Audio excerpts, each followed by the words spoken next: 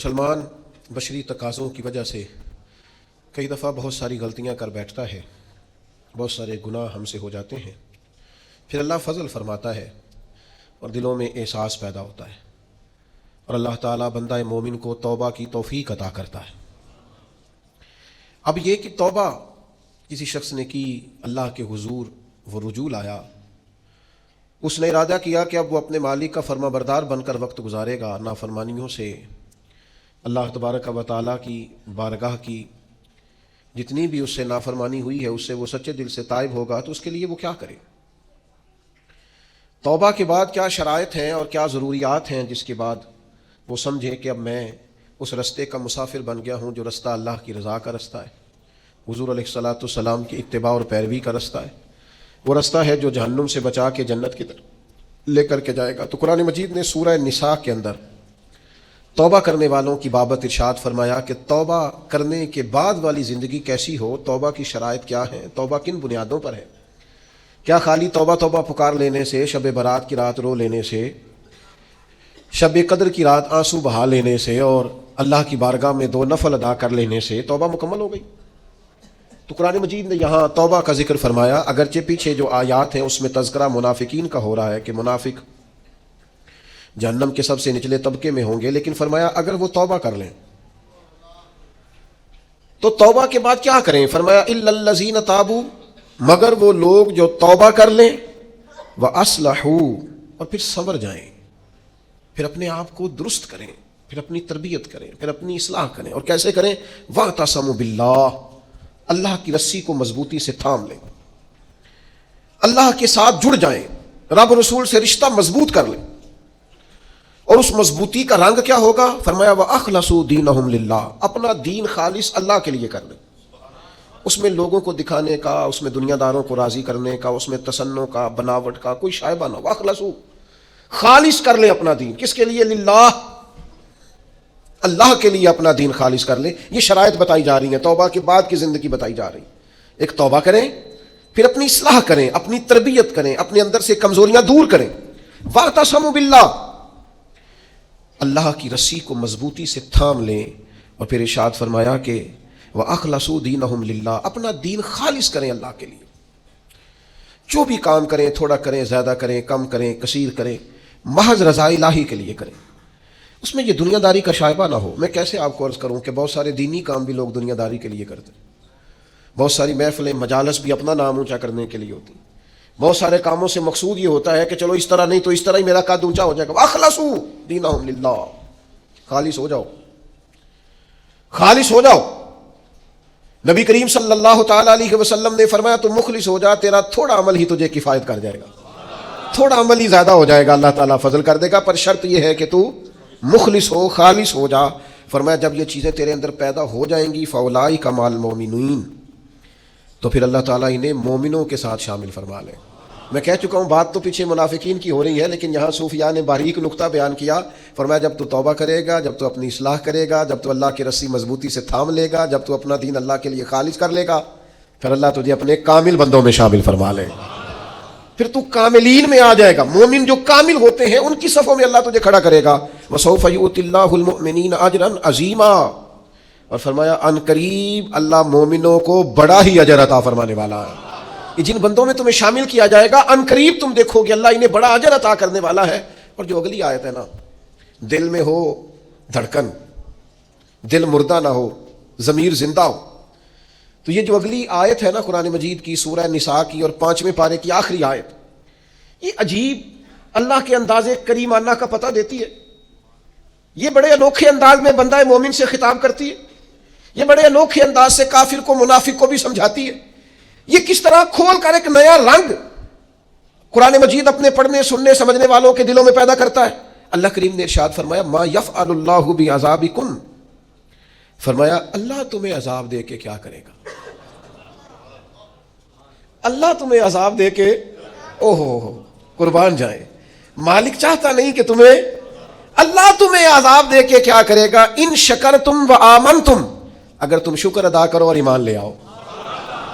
अगर तुम शुक्रगुजार बंदे बन जाओ, मोमिन बंदे बन जाओ, तो अल्लाह तुम्हें अजाब दे के क्या करेगा? रब तुम्हें अजाब देना चाहता नहीं है, वो करम करना चाहता है, वो अताएं करना चाहता है। दो ही मुतालबे हैं, एक ये कि उसके शुक्रगुजार बनो और एक ये कि मोमिन कामिल बनो।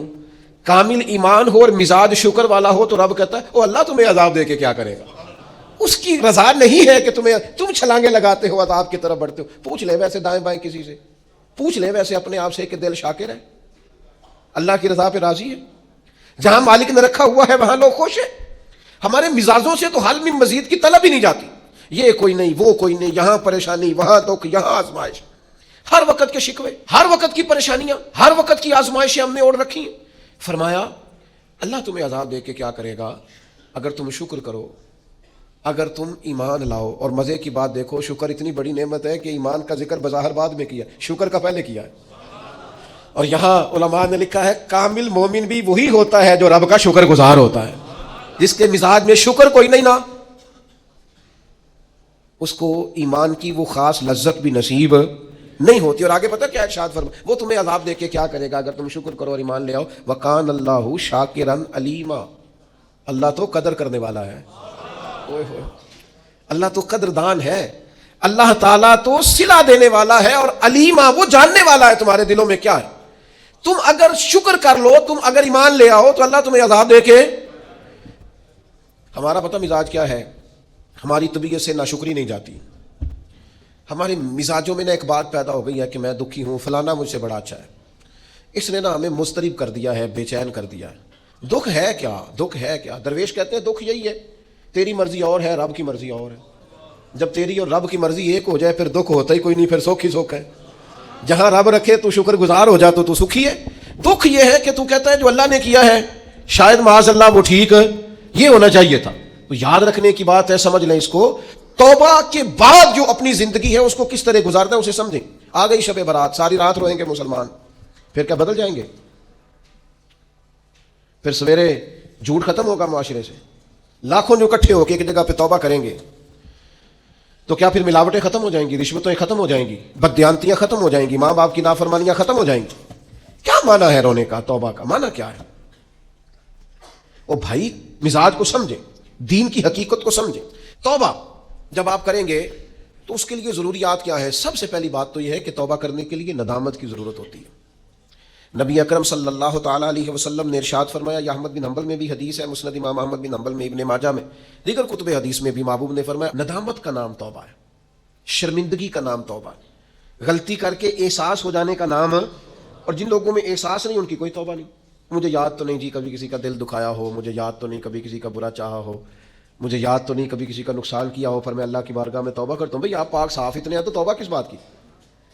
आप में जब नदामत ही नहीं पैदा हो रही, आप गुनाह को गुनाह ही तस्लीम नहीं कर रहे, अपनी गलती नहीं मान रहे, तो तौबा काहे की? तो तौबा करने से पहले एहसास पैदा करना, नदामत पैदा करना, शर्मिंदगी दिल में पैदा होना, यह तो पहली सीढ़ी है। और अगर यह सीढ़ी हासिल नहीं है तो फिर तौबा इंसान को मुयस्सर आ सकती। हज़रत उमर फारूक रज़ी अल्लाह तआला अन्हु इरशाद फरमाया करते थे, जो लोग ज़्यादा कसरत से तौबा करने वाले हैं, इस्तिग़फ़ार करने वाले, उनके पास बैठा करो, उनके दिल नरम होते, उनकी सोबत इख्तियार किया करो, मिजाज के नरम होते। क्यों?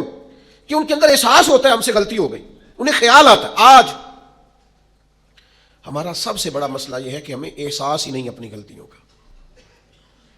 मोमिन की शान यह है कि वो राई के दाने के बराबर कभी गलती करे तो उसे पहाड़ महसूस होती है, वो मुझसे तो बड़ा गुनाह हो गया। और मुनाफिक की अलामत यह होती है कि पहाड़ के बराबर गुनाह करता है तो राई समझता है, कहता कुछ भी नहीं, सारी दुनिया नहीं करती, फिर क्या हो गया? हो जाता है इंसान नहीं। मोमिन डरता है, एहसास नदामत हर वक्त उसे बेचैन रखता है। अल्लाह के बंदे हमेशा नदामत के साथ रहते हैं। दिलों में एहसास तो पैदा करें, तबीयत तो हो यार कि मुझसे गलती हुई है। सैयदा आयशा सिद्दीका फरमाती हैं, हुजूर ने फरमाया जो बंदा एतराफ़ करता है ना, मालिक मुझसे गलती हो गई, एतराफ़ गुनाह करके माफ़ी मांगता है, ताब अल्लाहु अलैहि, अल्लाह उसकी तौबा को कबूल फरमा लेता है। एतराफ़ ही नहीं, हमने जुर्म किया ही कोई नहीं, हमारे अंदर कोई गलती है ही नहीं सिरे से। जब हम ये मानने को तैयार नहीं तो फिर मुझे बताइए माना क्या हुआ? और दूसरी बात कुरान ने कही, वह अस्लहू, फिर वो अपनी इस्लाह भी करे, फिर गुनाह छोड़ दे जिससे तौबा की, फिर दोबारा उस खता के पास न जाए। पक्का इरादा तो करे कि आज के बाद दोबारा ये जुर्म नहीं करना, लेकिन तौबा भी खूब की, शब बारात की सारी रात रोए, उम्रा भी बहुत कसरत से किया, वहां जाके भी बड़ी माफियां मांगी, لیکن واپس آ کے وہ گناہ چھوڑا ہی نہیں. وہ جس غلطی کی توبہ کی تھی اس کی اصلاح ہی نہیں کی, اپنے آپ کو بدلا ہی نہیں. تو بھائی بچہ چھٹیاں کر کے آتا ہے, استاد کہتا ہے میں تمہیں کلاس میں نہیں رکھوں گا, یہاں سے نکل جاؤ. تو وہ طالب علم کہتا ہے کہ استاد جی آئندہ چھٹی نہیں کروں گا, آئندہ چھٹی مجھے معاف کر دیں, میں آئندہ غیر حاضری. یہ کیا ہے؟ یہ اس کی توبہ ہے. اگر وہ کہے کہ جناب آپ معاف بھی کر دیں پر اگلے ہفتے 2 چھٹیاں میں نے دوبارہ بھی کر دی ہیں, تو استاد رکھ لے گا. تو اسے کہیں گے تو فارغ ہے. وہ یقین دلاتا ہے, پھر اپنی اماں سے سفارش کراتا ہے, فون کراتا ہے, ابا جی کا فون کراتا ہے, گھر سے وہ کسی سفارشی کو لاتا ہے, کہتا ہے جناب یہ مہربانی کریں, یہ میں ان کو ساتھ لایا ہوں, میں آئندہ چھٹی غلطی ہو گئی, بھول گیا تھا. وہ بار بار کہتا ہے جی آج کے بعد ہوا تو جو مرضی کر لیجئے گا, آج کے بعد اگر غلطی ہوئی تو پھر آپ جو مرضی فیصلہ کیجئے گا. یہ غلطی آئندہ نہ کرنے کا ارادہ توبہ ہے. لیکن ساری رات شب برات پہ رو کے سویرے ہی دکان کھولتے پہلا جھوٹ بول دینا اور کہنا میں توبہ کر کے آیا ہوں. حضرت ذوالنون مصری رحمت اللہ تعالیٰ علیہ فرماتے ہیں گناہ سے باز آئے بغیر توبہ کرنا جھوٹے لوگوں کا طریقہ ہے. یہ رب سے بھی جھوٹ بول کے آیا رات کو, اس کا پورا ارادہ نہیں تھا توبہ کا, اس لیے کہ گناہ چھوڑنے کا ارادہ ہی نہیں, باز آنے کا پروگرام ہی نہیں. اس کا استغفار, اس کی توبہ, یہ جملے تھے, یہ لفظ تھے, یہ زبان کی ادائیگی, قلب اور روح کے ساتھ اس نے توبہ نہیں کی. میرے بھائیوں وقت ہمیں میسر آ رہا ہے, ارادہ کریں نا خطائیں چھوڑنے کا. اب کتنی دیر تک, کتنی دیر تک؟ بہت سارے حالات بدل گئے, عمریں بڑھ گئیں, بات آگے نکل گئی. امام غزالی فرماتے ہیں جس کی عمر 40 سال ہو گئی اور ابھی بھی وہ گناہ سے باز نہیں آیا, اس کا مطلب یہ ہے کہ وہ اپنے لیے جہنم کا فیصلہ کر چکا ہے. معاذ اللہ, اس نے ارادہ کر لیا ہے کہ جانا ہی گویا دوزخ میں, اللہ کی نافرمانی پر کمر بستہ ہو گیا. تو دوسری شرط یہ ہے کہ ارادہ کیا جائے کہ میں آج کے بعد یہ والا عمل نہیں کروں گا. اور میں نے چھوٹے بچوں کو جو ابھی 15-18 سال کی عمر میں ہوتے ہیں, میں نے انہیں دیکھا ہے کہ وہ اساتذہ کو اور والدین کو کیسے مناتے ہیں, وہ اپنے بڑوں کو کیسے مناتے ہیں, وہ کیسے یقین دلاتے ہیں. کہتے ہیں آج کے بعد دوبارہ آپ مجھے یہ غلطی کرتے تو محسوس ہوتا ہے. پھر ان پر بڑے سخت ترین اساتذہ کو بھی رحم آتا ہے, کہتے ہیں یار کہہ تو رہا ہے, آخر بچہ ہے, چلو بھول گیا تھا, رکھ لو, خیال آ جاتا ہے. تو جب تک یہ کیفیت پیدا نہیں ہوتی اتنی دیر تک شب برات کی شام ہاتھ اٹھانے کا مقصد سمجھ میں نہیں آتا, دعا مانگنے کا مقصد سمجھ میں, آپ نے پختہ ارادہ ہی نہیں کیا. پھر تیسری بات توبہ کے مسئلے میں ہمارے علماء نے یہ لکھی ہے کہ گناہ جس طرح لوگ ڈٹ کے کرتے ہیں اور ڈھٹائی سے کرتے ہیں, تو توبہ والے معاملے میں بندے کو ذرا ڈٹنا چاہیے. کچھ دن اسے پریکٹس تو کرنی چاہیے, جدوجہد تو کرنی چاہیے, کوشش تو کرنی چاہیے. اللہ کہتا ہے تو ہمت کر, رب تیری مدد فرمائے. ان الذین قالوا ربنا اللہ ثم استقاموا تتنزل علیہم الملائکہ, جو کہے گا اللہ میرا رب ہے پھر ڈٹ جائے گا, اس کی مدد کے لیے اللہ فرشتے بھی نازل فرما دے گا. استقامت کا تھوڑا مزاج ہو, تھوڑی طبیعت ہو کہ ہم نے استقامت اختیار کرنی ہے, ڈٹنا ہے. تھوڑا توبہ کے بعد تھوڑا ارادہ کرنا ہے کہ یار نہیں, اب میں نے اس طرف نہیں جانا, اب میرا ارادہ بدل گیا, اب میں نے یہ کام. ایک صحابی تھے تو وہ فرماتے ہیں کہ میں توبہ کرنے سے پہلے ایک خاتون کے ہاں آیا جایا کرتا تھا, پھر اللہ نے مجھے توفیق دی, میں توبہ کر گیا اور کلمہ پڑھ گیا, اور جب میں حضور کی بارگاہ سے ہو کے واپس آ رہا تھا تو وہ رستے میں مجھے آوازیں دے رہی تھی, لیکن جب میں نظریں جھکا کے اس کے پاس سے گزر گیا تو مجھے کہنے لگی تم وہی نہیں ہو. تو میں نے کہا نہیں, اب تو میں توبہ کر کے آیا, اب تو میں اللہ کا بندہ بن گیا. حضرت حبیب اجمی رحمۃ اللہ تعالیٰ علیہ, اللہ نے مجھے توفیق دی, میں ان کے مزار پہ بھی حاضر ہوا. بغداد معلیٰ میں ان کا مزار ہے, اور میں ان کے نا قبر کی پیروں کی جانب کھڑے ہو کے نا تو ان کے کچھ اقوال ان کو سنا رہا تھا, ان کے کچھ اقوال ان کو سنا رہا تھا. حضرت حبیب اجمی رحمۃ اللہ علیہ سود کا کام کرتے تھے. دعا کریں اللہ ہم سب کو محفوظ کرے, آمین تو کریں, اللہ ہم سب کو. اب لوگوں نے بغلوں میں فتوے بھی رکھ لیے ہیں. کل پرسوں میرے پاس ایک صاحب فتویٰ لے کے آئے, فلانے مولانا صاحب نے کہا فلانی بینک کا سیونگ اکاؤنٹ بھی ٹھیک ہے, یہ میری بغل میں فتویٰ ہے تو یہ آپ پڑھ لیں. میں کیا تو مینو کو پوچھنا ہے جی, تو تیرے کو فتویٰ جو ہے ایک بندے کو فتویٰ مل گیا ہے اور اس نے پکڑا ہوا ہے بغل میں, میرے پاس کیوں آیا ہے؟ کہنے لگا جی آپ کیا کہہ رہے ہیں؟ میں کیا تو تاں آئے ہیں, تو مطمئن نہیں مولوی دی گل تے, اگر تو مطمئن ہوتا تو تصدیق کرنے. تو یہ تو مطمئن نہیں ہے نا, اس کا مطلب ہے کہ بات کے اندر شک ہے, اس گل چ رولا ہے. تو میں کیا رولے والی گل چنگی, تو میں کیا فتویٰ دوبارہ لپیٹ کے جیب چ پا, تو دس سیونگ اکاؤنٹ ٹھیک ہوندا ہے؟ کہندا جی سمجھ نہیں آئی تاں تے آیا. میں کہا بس ٹھیک ہے, تینوں پھر سمجھ آ گئی ہے.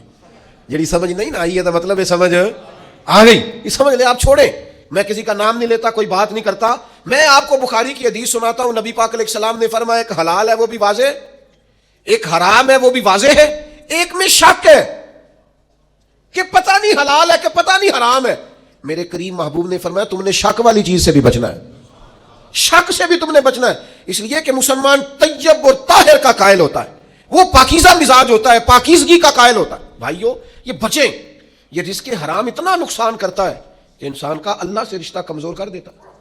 لقمہ حرام سے پوری پرہیز، پوری زہر کی طرح اس سے پرہیز کریں، تیزاب کی طرح اس سے بچیں، تب جا کے انسان کی روحانی زندگی کچھ آگے بڑھنی شروع ہوتی ہے۔ توبہ سچی، اخلاص والی، سنورنے والی اور استقامت والی کہ میں نے پھر دوبارہ یہ عمل نہیں کرنا، اور عادتیں بدل جایا کرتی ہیں، عادتیں بدل، عادی تھے لوگ شراب کے، پر حضور نے فرمایا حرام ہے، تو پھر دوبارہ کوئی قریب، بالکل جن چیزوں کی 100% کوئی منع کرنے والا نہیں تھا ان کو اشاروں سے منع کیا میرے نبی پاک نے، تو یہ بندہ مومن کی شان ہوتی ہے، پھر وہ اتنے پکے ہوئے کہ دوبارہ ان چیزوں کے قریب تو توبہ کریں، لیکن پھر اس پر ڈٹیں۔